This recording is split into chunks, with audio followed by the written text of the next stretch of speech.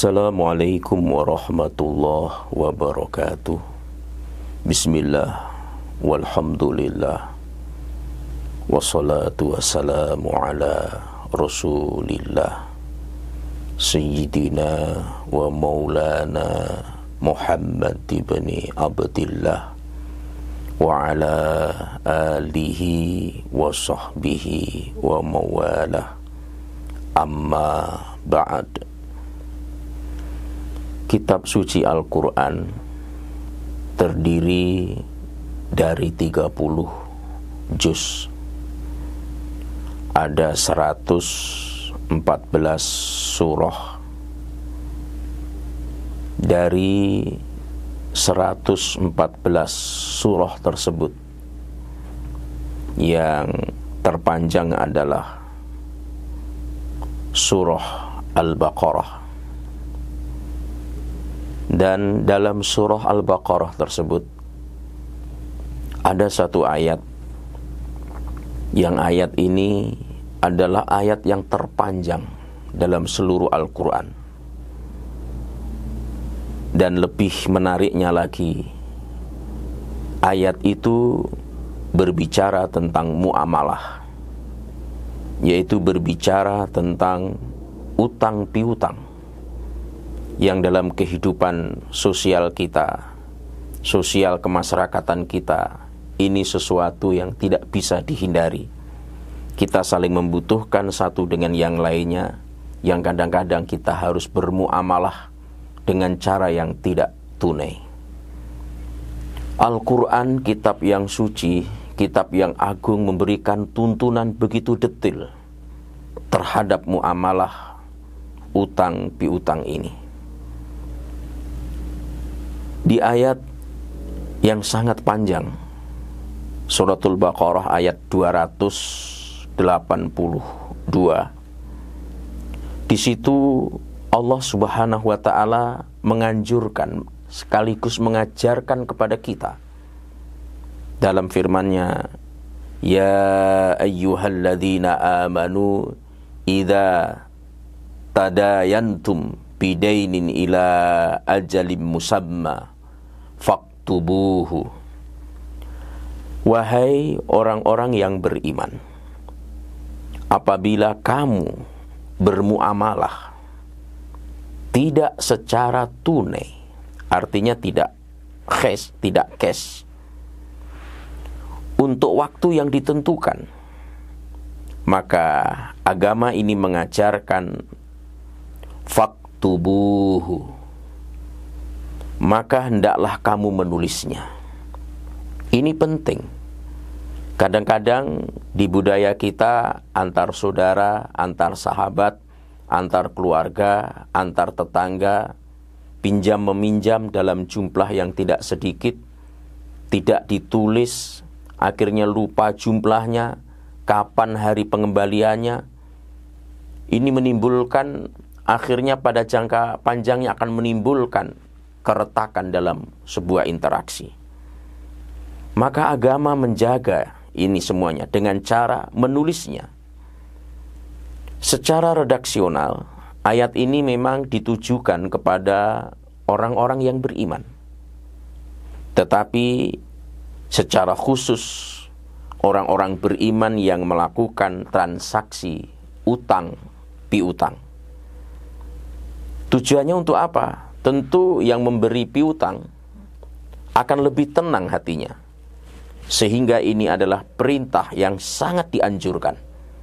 Jika kita melakukan muamalah yang tidak tunai atau pinjam meminjam, utang piutang, harus dicatat.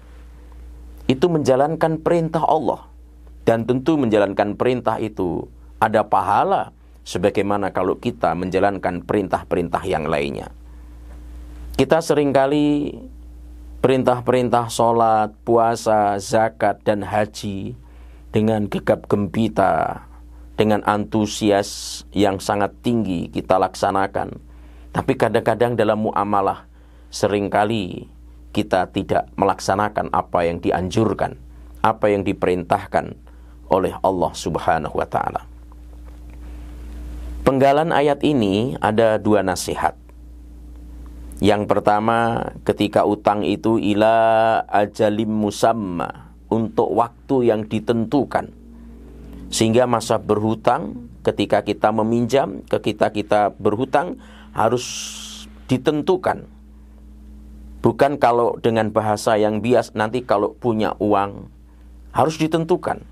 Dan ini juga memberi pelajaran kepada kita yang kedua, agar yang berhutang itu ketika dia meminjam, maka dia punya bayangan sumber untuk membayar hutang itu. Sehingga ada estimasi waktu yang ditentukannya. Bukan mengambang. Nanti kalau ada uang, nanti kalau panen padi, nanti kalau bukan dengan bahasa-bahasa yang seperti itu. Tulis, berapa pinjamnya? 20 juta. Kapan dikembalikannya? Bulan Januari. Dari mana sumbernya? Itu dia sudah punya bayangan. Sudah punya bayangan. Itulah sehingga seorang muslim itu harus berhati-hati ketika akan menggunakan hak milik orang lain, meskipun dalam muamalah utang ini. Faktubuhu, ditulis. Itu perintah agama. Dan seringkali perintah ini kita abaikan, sehingga terjadi percecokan, pertikaian, yang satu dengan yang lainnya saling menyalahkan, merasa benar, akhirnya putus silaturahim, dan sedemikian rupa. Bahkan tidak sedikit yang akhirnya harus ke pengadilan. Ini sesuatu yang mestinya dihindari. Begitu bahayanya utang bagi seorang mukmin, sehingga kalau tidak dalam keadaan terpaksa, dia harus menghindarinya. Dalam sebuah hadis, Rasulullah Muhammad SAW bersabda, "Yukfarus syahid kullu dzambin illa daini." Semua dosa orang yang mati syahid itu diampuni. Illa, kecuali. Illa daini, kecuali hutang. Bayangkan orang yang sudah mendapatkan predikat prestisius, orang yang mati syahid, yang dosanya digugurkan oleh Allah, bahkan diberi izin syafaat, memberi syafaat pada karib kerabat keluarganya, itu pun tergantung dari hutangnya. Ini menunjukkan kepada kita bahwa utang itu begitu membahayakan kehidupan kita. Dalam hadis yang lain, nafsul mu'min mu'allaqatum bidainihi hatta yuqda anhu. Jiwa seorang mukmin itu masih tergantung dengan hutangnya hingga ia melunasinya. Jadi jiwa kita ini tergade. Bahkan ketika kita sudah meninggal dunia, sehingga hutang itu dilunasinya. Ini begitu bahayanya hutang ini, sehingga tidak bisa orang berhutang diselesaikan dengan ibadah ritual, tidak bisa. Harus ditunaikan. Maka agama memerintahkan untuk menulis, catat, tanggal berapa dikembalikan, berapa jumlahnya, bulan apa, tahun berapa, itu harus jelas. Karena risiko orang yang punya utang itu begitu membahayakan kita. Dalam hadis Bukhari dan Ibnu Majah, man akhadha amwalan nas yuridu idqa faha'at lafahullah. Barang siapa mengambil harta manusia dengan niat ingin menghancurkannya, maka Allah Subhanahu wa ta'ala juga akan menghancurkannya. Jadi contohnya meskipun dengan bahasa utang, tapi niatnya untuk tidak dibayar, karena ingin mengambil, menghancurkan seseorang itu, maka Allah Subhanahu wa ta'ala akan menghancurkan dia. Itulah sehingga begitu krusialnya ini persoalan utang. Ketika Nabi SAW hendak mensolati jenazah, beliau bertanya kepada sahabat yang lainnya, apakah ia memiliki utang? Lalu sahabat menjawab, iya, ia punya utang sejumlah 4 dirham. Maka beliau menjawab, solatilah oleh kalian. Aku tidak mau mensolati orang yang punya utang, walau hanya 4 dirham. Dia mati sebelum melunasinya. Lalu ada ulama memahami kenapa Rasul tidak mau mensolati jenazah sahabat yang meninggal dunia Padahal hutangnya cuma 4 dirham. Karena doanya Rasulullah itu pasti diijabah oleh Allah. Dan nanti konstitusi agama menjadi tidak terjaga. Dan untuk menjaga konstitusi agama ini, maka begitu krusialnya persoalan hutang, hak orang, maka Nabi enggan mensolatinya, tapi memerintahkan sahabat yang lainnya untuk mensolati. Sampai sebegitu Rasulullah enggan mensolati jenazah orang yang memiliki hutang padahal hanya 4 dirham. Kita tidak bisa bayangkan kalau orang ada haknya sampai puluhan juta dan akhirnya dibiarkan saja, orang menjadi susah karenanya. Bahkan tatkala kita punya kemampuan berhutang dan tidak menjadikan skala prioritas untuk menyelesaikan persoalan hidup kita dengan menunda-nundanya, itu dalam hadis dikatakan mata'lul ghani zulmun. Penundaan pembayaran seorang pengutang yang mampu adalah kezaliman. Contoh, saya memiliki hutang dan saya sebenarnya mampu menyicil, mampu membayar, tapi saya menundanya. Itu adalah zulmun, kezaliman. Penamaannya sebagai kezaliman ini mengindikasikan bahwa ini merupakan sebuah kefasikan. Jadi oleh karena itu, hutang ini adalah tanggung jawab kita. Ketika kita berani berhutang, harus berani membayarkannya. Itulah sehingga kita tidak boleh enggan menulis hutang itu.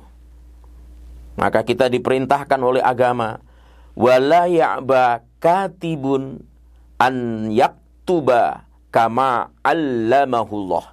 Dan janganlah dia enggan menulisnya sebagaimana yang telah diajarkan oleh Allah Subhanahu wa ta'ala. Harus ditulis. Berapa lama? Tanggal, bulan, tahun berapa? Pencatat harus adil. Kalau dia dalam jumlah yang besar menggunakan notaris, harus adil dan jujur. Dan kalau perlu ada saksi. Sebagaimana ayat juga memerintahkan, wastashhidu syahidaini mir rijalikum. Angkatlah 2 saksi laki-laki di antara kamu sendiri. Jadi 1 orang laki-laki, 2 orang wanita juga dibolehkan. Dan kita tidak boleh wala tas'amu an taktubuhu saghiran au kabira. Dan janganlah segan menulisnya, baik itu utangnya kecil apalagi kalau besar, ila ajalih, waktu yang telah ditentukan. Jadi harus jelas. Nanti kalau ada uang tuh nggak boleh. Harus tanggal berapa, bulan berapa. Jangan sampai nanti tanggal 23 ya bulan Januari saya kembalikan dananya. Tapi ternyata begitu tanggal 23 bulan Januari ditagih. Maksud saya tanggal 23 Januari tahun 2050. Ini adalah sebuah kezaliman. Makanya harus jelas. Tanggal berapa, bulan berapa, tahun berapa. Supaya tidak bias. Dan itu perintah agama. Enggannya adalah sebuah kezaliman bagi kita. Faktubuhu, tulis. Jangan enggan menulisnya. Ya. Makanya dalam muamalah ini kita tidak boleh menggunakan bahasa-bahasa bias yang kadang tidak jelas. Karena sudah saling akrab, saling mengenal, bahkan sudah dianggap keluarga. Begitu menggunakan dana dalam jumlah yang besar, coba kasih uangmu dulu 10 juta dulu, saya pakai dulu. Ini bahasa yang bias.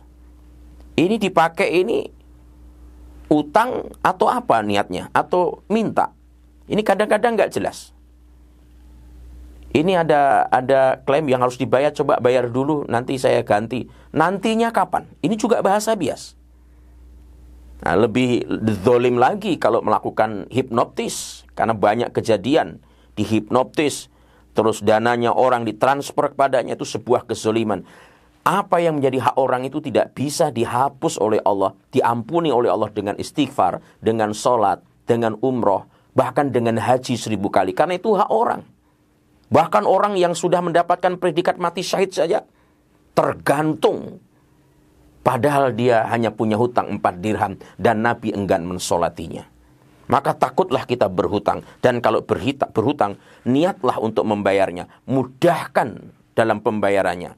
Makanya setelah berbicara panjang lebar dalam ayat yang panjang ini, ayatnya ditutup, wattaqullah wa yu'allimukumullah wallahu bikulli syai'in alim. Karena itu bertakwalah kepada Allah. Allah telah memberikan kepadamu pengetahuan. Allah Maha tahu segala sesuatu. Mudah-mudahan kita terhindar dari hutang yang sulit untuk kita selesaikan. Kalaupun toh kita harus punya utang, mudah-mudahan diberi kemudahan untuk melunasinya dengan niat kita mengamalkan syariat agama yang begitu agung dan mulia ini. Mohon maaf, wallahu waliyul muttaqin.